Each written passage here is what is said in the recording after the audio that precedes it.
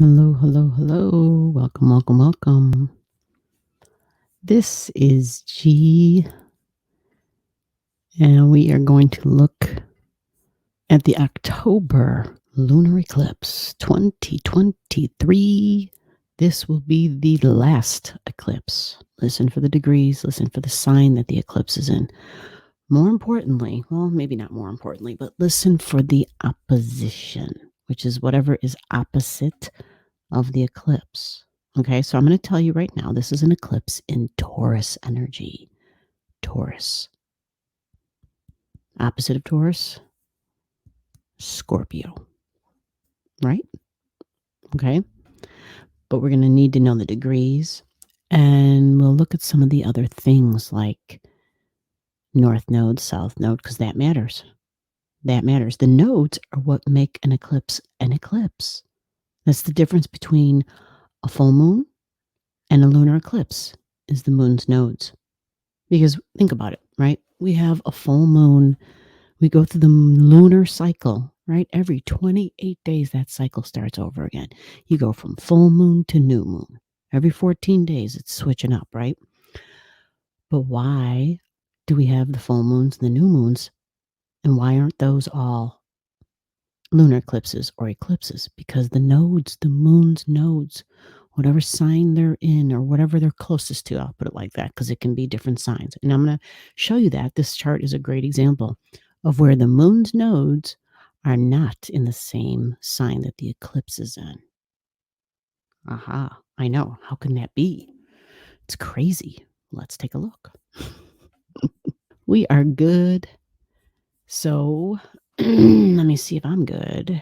Yeah, there we go. All right, so the first things first, we want to know the date. Lunar eclipse, October 28th. So this is, a couple of days before one of my favorite holidays, Halloween. Yeah, so if you are new here on the channel, if you don't have your chart, get your information to me so I can get your chart to you, because you need to know how this will affect you, if it will affect you. It might not even be a factor in your life, right? But it's the birth digits that let us know, because that tells us everything, right? Birth time, birth date, birth city, birth state. Get your details to me. Comment below. I will help you and do whatever I can. Now, let's draw some lines. So it's a lunar eclipse, so we have to find the moon. Lunar eclipse, find the moon. There it is. That is the moon in Taurus, right? Moon in Taurus. And let's go large. How's that? Look at that. Yay. How you like that? I like that a lot. There's a lot of stuff here, right? Taurus has a stellium, right? We just learned that word on the channel, so I'll be using it since I've done 2 videos on it. And if you don't know what the stellium is, comment below so I can help you out, get you in the right direction to help you figure that out in more depth. So there it is. There's the moon. 5 degrees and 9 minutes. That's how you read that.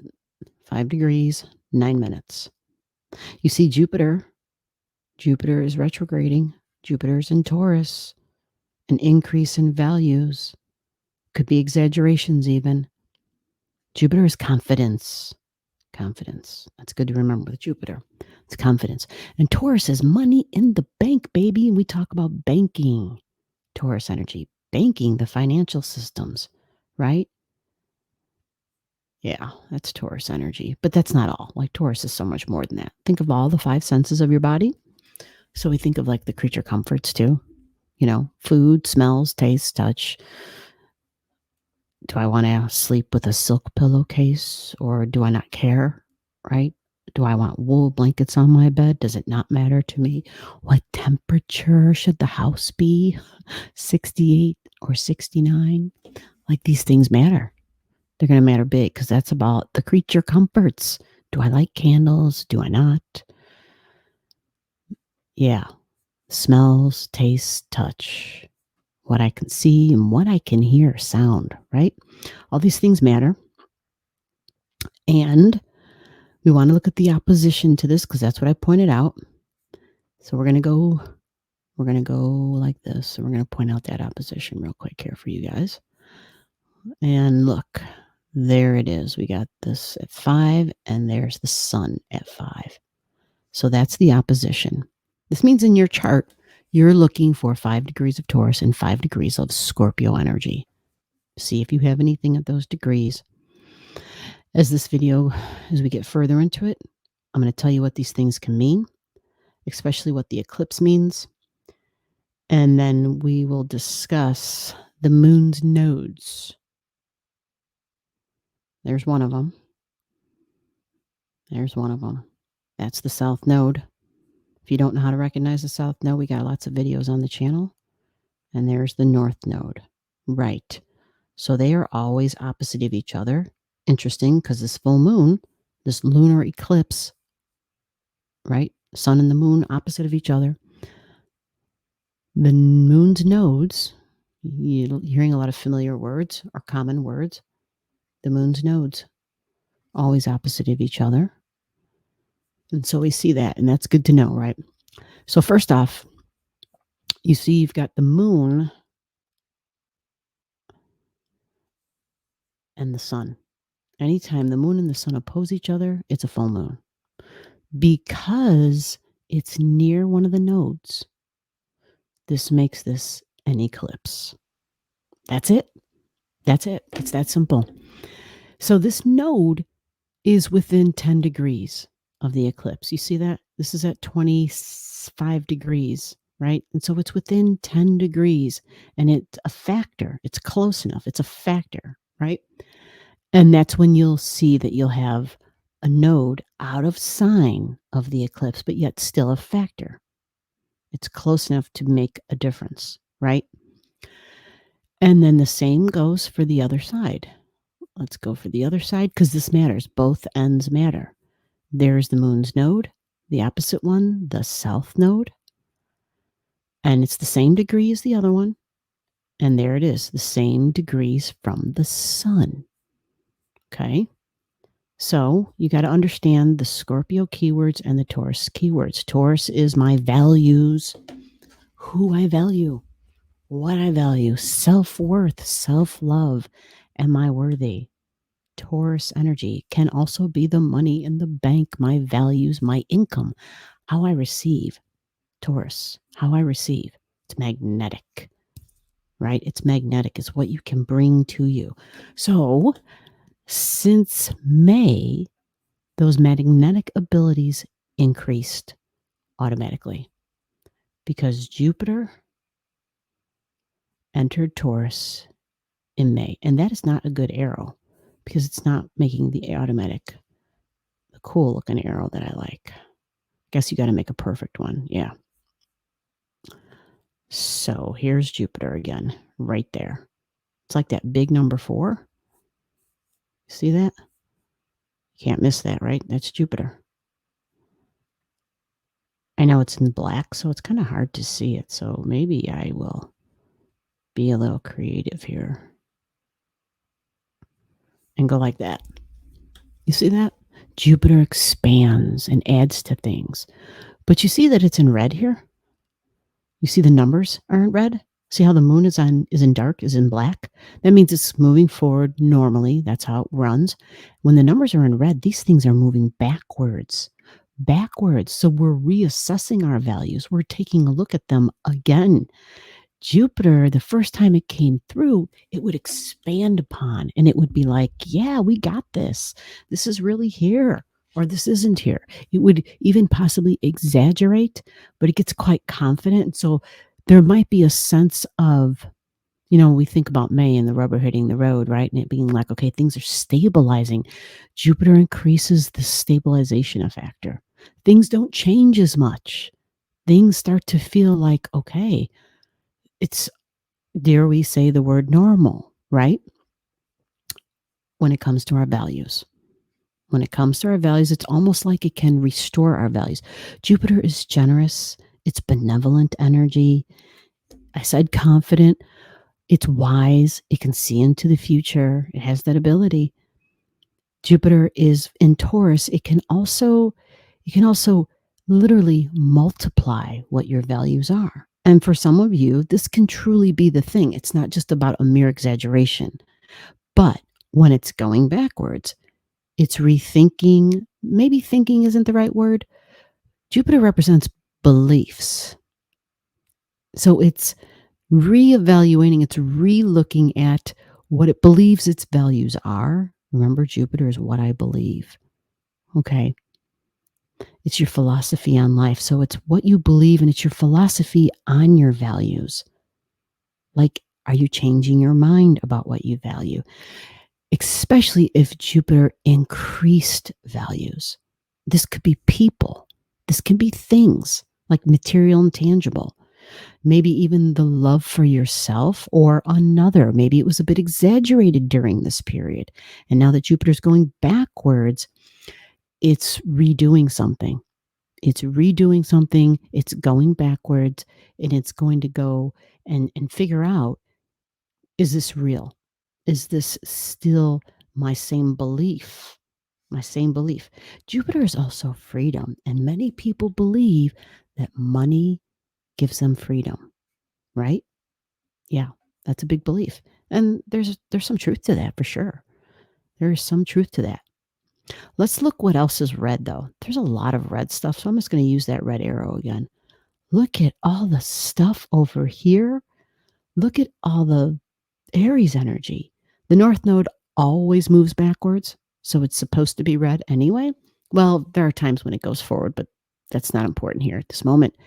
But look, Eris retrograding and conjunct the North Node.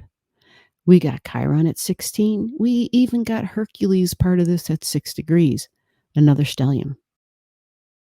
So this eclipse is lunar. And when we have a lunar eclipse, it usually represents a completion of some sort. Like we finished something, we're ending something, right? And I'm unfortunately too familiar with what's going on in the United States as far as like interest rates being raised, and the Fed is the one responsible. Uranus, somebody who's in charge, the Fed, of the money, right? And the interest rates and establishing those. And so this is a going over. This is a going over, looking at the big picture. And then once Jupiter goes backwards and comes forward again and gets back to the point where it began its retrograde, there's likely going to be a decision made.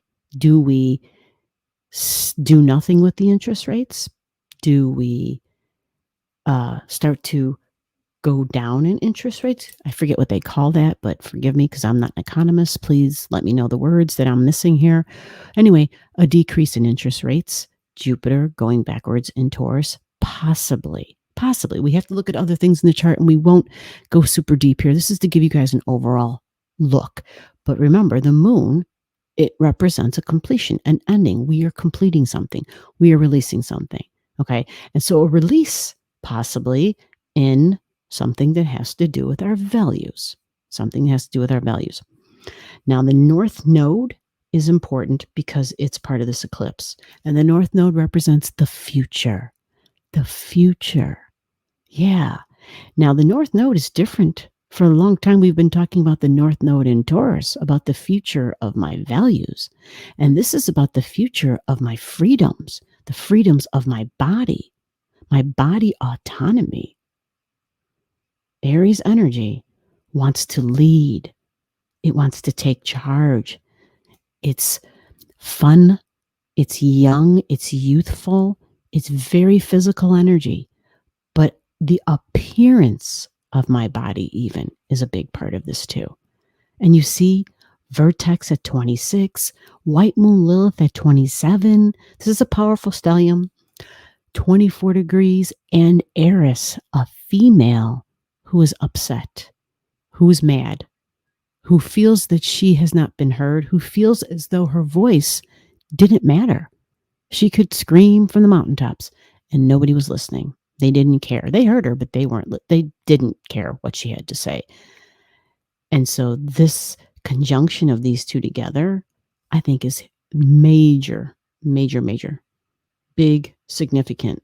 We think of a lot of people whose voices are not being heard and where they're not being considered like even part of the human race, like as if they don't matter, like their freedoms of their body, like they don't matter. But look, if it's involving the North Node, this is going to be an issue. This will be a thing.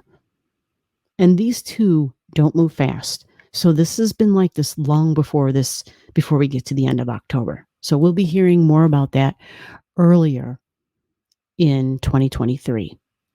As soon as the North Node was like at 26 where Vertex is here, because the Eris has been at 24 for a long time and it stays there. But as the node goes backwards, which is normal, it'll get to 26 and then it'll be there. But interesting that on the point and at the timing of this eclipse, Vertex is here. Now I get it that for where I live, because that's where this chart is drawn up as the locate. Oh, hold on, as the birth location for this event, right where I'm at. So to find out for you specifically, when you comment to me, let me know where you're located. I don't need your home address, okay? I just need to know. Give me I need to know the country you're in and a general, like a big city. As long as you're near a big city, give me that city. And then that will help us with that location to see where Vertex ends up for you. But for where I'm at, Vertex is a big deal here. Vertex is part of this, and she's conjunct White Moon Lilith.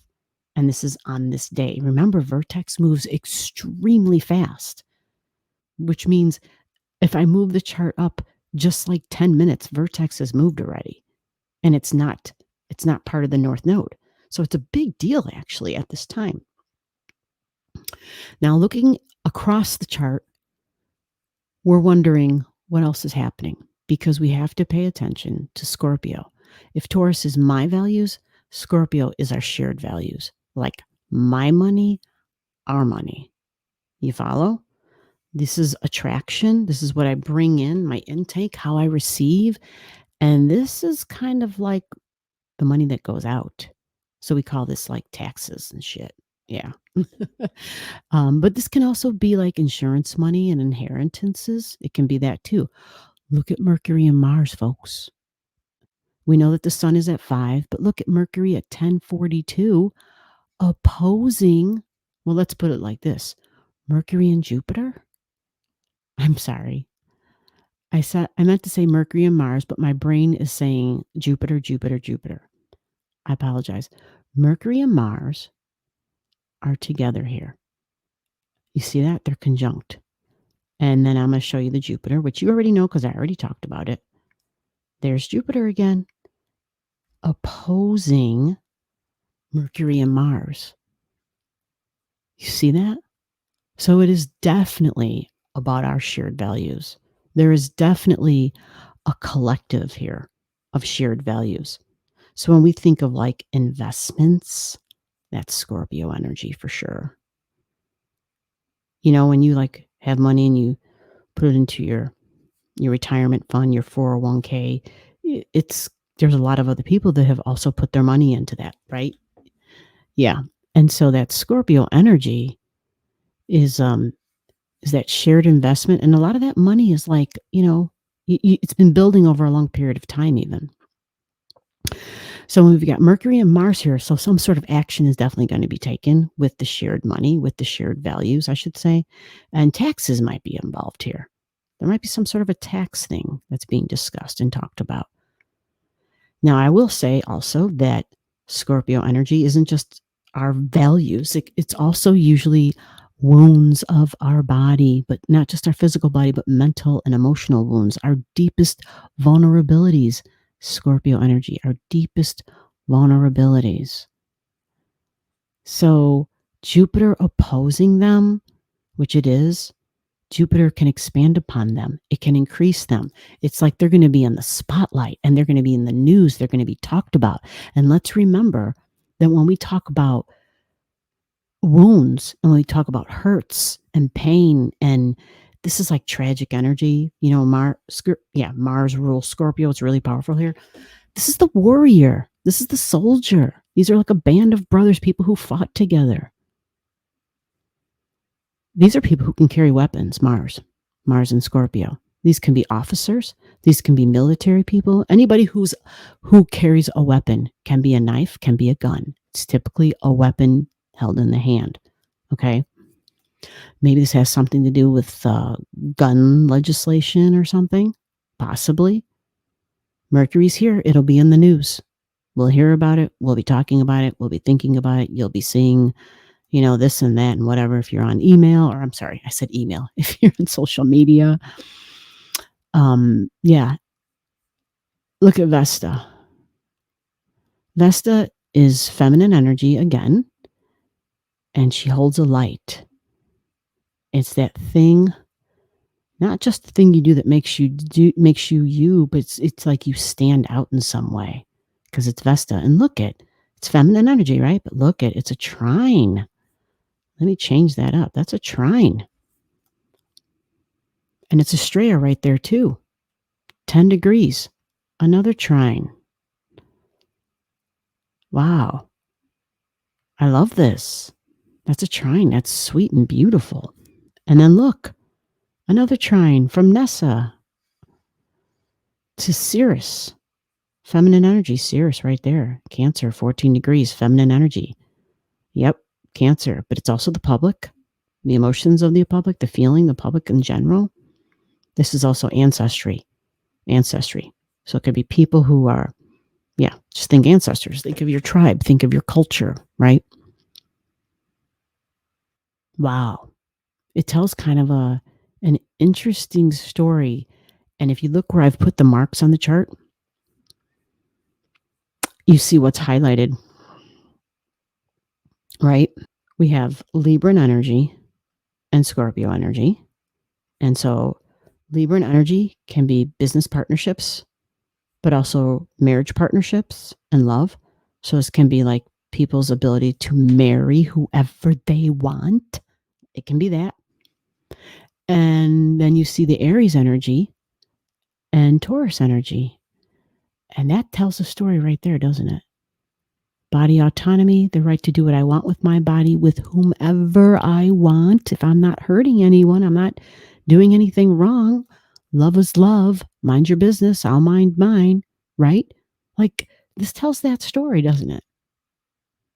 I think it does. I think there's a lot of different things and a lot of different ways this can show up in your life. The last thing I'm going to talk about is the South Node of release and endings. It is in Libra at 2454. I know I already mentioned that because it's opposite of the North Node, right? But it's business partnerships, but can be marriage. There's some sort of an ending. This is a release here. Anytime you see the South Node, think the words or the word release. The word release is the South Node. We're releasing something. Partnership energy can be business partnerships. Where is the Venus in your chart? Venus rules this, and she also rules Taurus. Where is Mars in your chart? It rules Scorpio. So does Pluto. You want to check all those out. Mars again. Mars comes up big again. Venus and Mars come up very big, right? Look at this. At the time of this eclipse, the transiting Venus up in the sky in Virgo at 1848. So 19 degrees in Earth. Practical Venus. She's very smart. This is a smart Venus. She says, you love me? Don't tell me. Show me. Words are just words. Smart Venus. Comment to me if you need clarity. Comment to me if you don't have your chart. Comment to me if there is something that you need help with, because that is my passion. That is my passion. That's the passion of the channel. I'll see you in the next video. Bye-bye. Below the video, I'll have all the degrees for those of you who like to pay attention to the degrees in your chart. Again, if you don't know and you want to know, just comment below.